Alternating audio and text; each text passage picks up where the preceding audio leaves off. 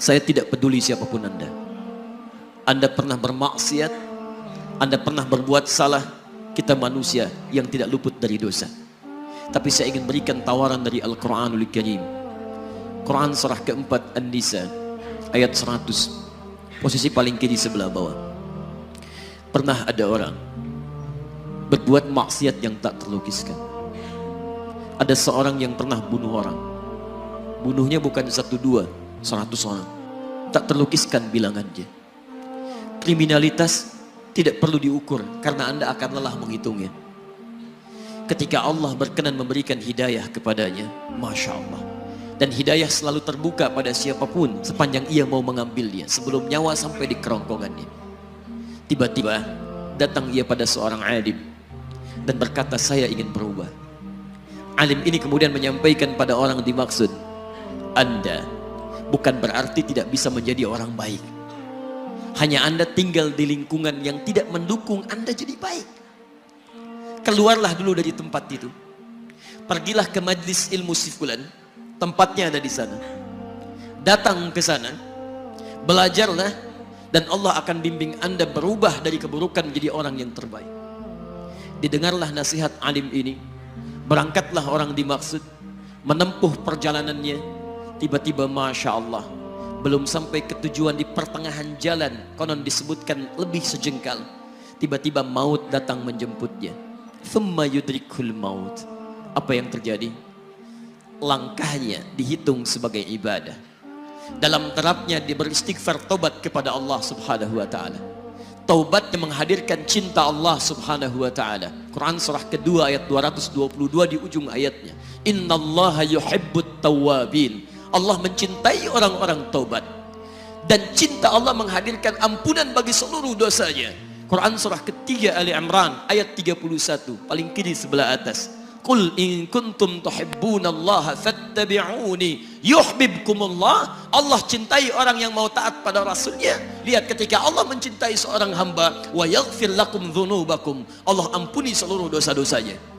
Derap langkahnya menghadirkan istighfar, taubatnya menghadirkan cinta Allah menghadirkan seluruh ampunan bagi dosa-dosa yang ia miliki. Maka apa yang terjadi? Di tengah perjalanan maut menjemputnya, thumma yudrikhul maut faqad waqa'a ajruhu 'ala Allah. Dan pahala diberikan kepada orang tadi. Di jalan, maaf, maut datang, taubat diterima, dosa diampuni, dan amalan didapati dengan derap langkahnya. Maka apa yang terjadi? Thumma yudrikhul maut faqad waqa'a ajruhu 'ala Allah. Pahalanya dituliskan oleh Allah, dakhalal jannah, kata Nabi, masuk surga orang ini. Anda bisa bayangkan, pernah bunuh orang 100 orang, mabuk tak terlukiskan, kriminalitas tak perlu dihitung. Ketika dia mau bertobat, datang ke majlis ilmu, Masya Allah, meninggal di tengah jalan, kata Nabi, dakhalal jannah. Bertobat diampuni dosanya, derap langkahnya ada pahalanya, dakhalal jannah. Turun ayat untuk melukiskan tawaran yang sama kepada kita. Wa may yuhajir fi sabilillahi yajid fil ardi muraghaman katsiran was'a. Siapapun yang mau berubah kembali pada ketentuan jalan Allah, kalau dia masih punya batas-batas kehidupan, kami akan berikan kelapangan di sisa hidupnya dan kelimpahan-limpahan kenikmatan selama dia hidup. Wa may yakhruj min baitihi muhajiran ilallahi wa rasulih. Namun bila ada di antara mereka baru ingin berhijrah, ingin berubah jadi lebih baik dalam pandangan Allah dan Rasulnya, tiba-tiba thumma yudrikul maut, baru keluar dari tempat dia tinggal, belum sampai ke tempat dia belajar, datang maut menjemputnya, faqad waqa'a ajruhu 'ala Allah. Kami terima semua amalnya, kami ampuni dosa-dosanya, dan kami tuliskan namanya di dalam surga. Bila 100 orang saja yang pernah dibunuh oleh orang ini, pernah bunuh 100 orang, mabuk tak terlukiskan, kriminalitas tak terhitung, mau berangkat ke majlis ilmu, tak sampai ke majlisnya, meninggal dia, bisa masuk surga. Masa Anda yang tidak pernah bunuh orang? Ada yang pernah bunuh orang di sini? Boleh angkat tangan? Ada polisi di sini, langsung saya sampaikan insyaallah. Anda gak pernah bunuh orang, Anda tidak pernah mabuk, Anda tidak pernah berbuat kriminalitas seperti orang dulu. Salah, wajar, tapi pintu tobat terbuka untuk kita semua. Masya Allah, bedanya dengan orang tadi belum sampai ke majlis ilmu, Anda sudah hadir di dalamnya, langsung di rumah Allah, diberikan tempat yang terbaik, dan kita akan belajar.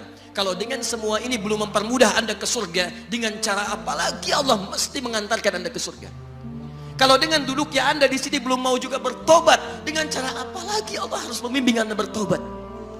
Kalau dengan seperti ini belum juga Anda taat kepada Rasul, dengan cara apa lagi Allah mesti meyakinkan Anda untuk taat kepada Rasulullah SAW?